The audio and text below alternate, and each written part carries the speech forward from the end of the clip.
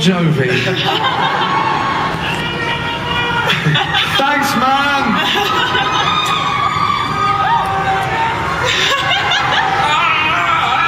All right, so everyone is basically just shooting love at you right now. How's it going? I've heard some offers to produce children from the audience. It kind of not over yet. It's not over yet. We leave in an hour, so I'm sure we could squeeze something in. Excellent choice of words, Mr. Smith. That approach generally works. It works for him. It doesn't work for anybody else. But congratulations on an amazing series, last series, you guys. I mean, I think you see here, you know, whatever, 6,000 people here all waited in line to see you guys. How much of an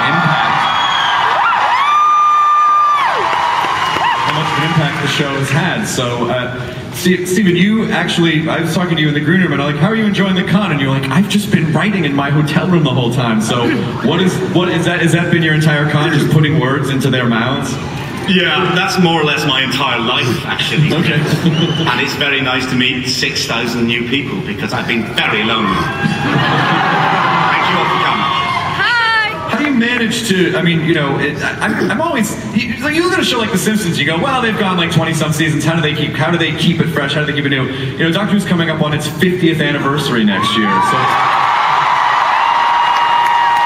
And no one is a bigger Doctor Who fan than you, so how do you manage to keep all those facts in your head and then still keep the show fresh and drive it forward and not tread on old territory? Well, I try not to have any kind of a life. Which as a Doctor Who fan I found came naturally. I don't know, I've got loads of ideas because it's Doctor Who. I've been thinking about Doctor Who since I first saw it. Yeah. And now I get to put it on television. I don't find that difficult. I bet everyone in this room has Doctor Who ideas all the time. They do. That wasn't an invitation. No, if you see Stephen in an elevator, he loves it if you shove scripts at him or tell him ideas at you.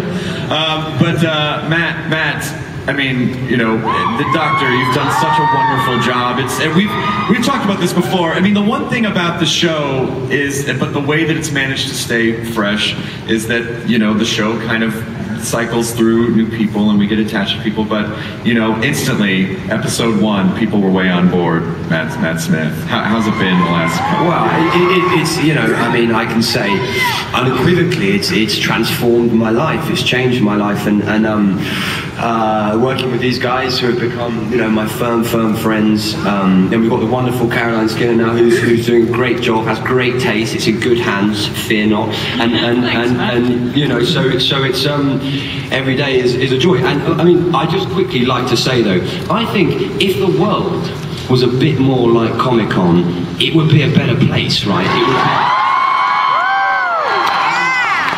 be, you know, from like the Tumblr to the Nerd HQ to all the support you guys have given us, it's been overwhelming. And Who fans shout the loudest. Yeah. So thank you.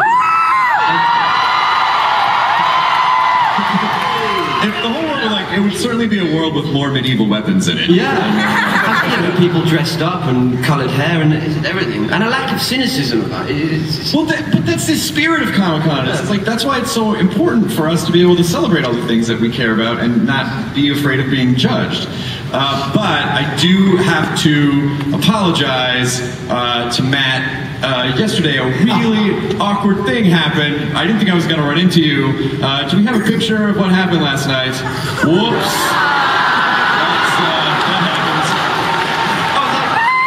It's Hardwick! I know. Where's your bow tie, man? I have one of those too. I'm pointier. I have more of a Tennant face. But I honestly, someone was like, "It's great on you, man. You wear it well." Someone said, "Oh, you should run into Matt with that outfit." I'm like, "No, I don't want him to." And then I saw you at Zach Levi's thing, and you go, "I see where your heart truly lies." But have you had any time to have fun and relax?